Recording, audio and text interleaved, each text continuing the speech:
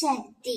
என் அன்பு தங்கமே, நீ நேசிக்கும் உறவு உன்னை பற்றி என்ன நினைக்கிறார் என்று நான் சொல்லட்டுமா?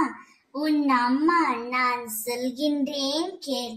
அதற்கு முன்பாக நான் உன்னிடம் ஒன்று சொல்ல வேண்டும்.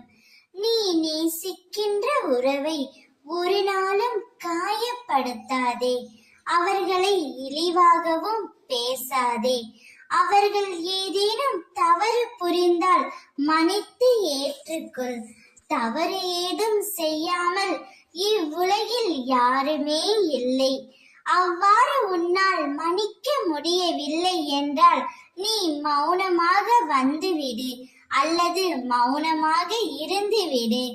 உன் மௌனமே அவர்களுக்கான தண்டனை என்பதை நீயே உன் மனதில் வைத்துக்கொள் என் செல்வமே. அதை விட்டு நீ அவர்களை குறை கூறாதே. அவருக்கு அதிகமாக கோபம் கூட வருவதில்லை. நீ நேசிக்கின்ற உறவு உன்னை பற்றி உயர்வாகத்தான் எண்ணுகின்றார். சில நேரத்தில் கோபம் வந்தாலும் அதை உன்னிடம் வெளிக்காட்டுவதும் இல்லை. கோபம் என்பது எல்லோருக்கும் இயல்பாக வரக்கூடியதுதான். சில சமயங்களில் சற்று கூடுதலாகவே இருக்கும். அதை நீ பொருட்படுத்தாமல் விட்டு கொடுத்து அனுசரித்து பழகு என் தங்கமே. உறவு நீட்டிக்க வேண்டும் என்பதற்காகவே விட்டு கொடுத்து போகலாம்.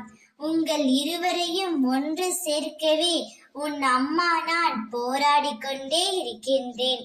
இப்பொழுது இருக்கும் நேரமும் காலமும் உங்களுக்கு எதிராக இருந்தாலும் அதையெல்லாம் நீட்டித்து இருக்க அம்மா நான் விடமாட்டேன். கவலை கொள்ளாதே. நீ நேசிக்கின்ற உறவு உன்னை உயர்வாகத்தான் எண்ணுகின்றார். ஓம் சக்தி.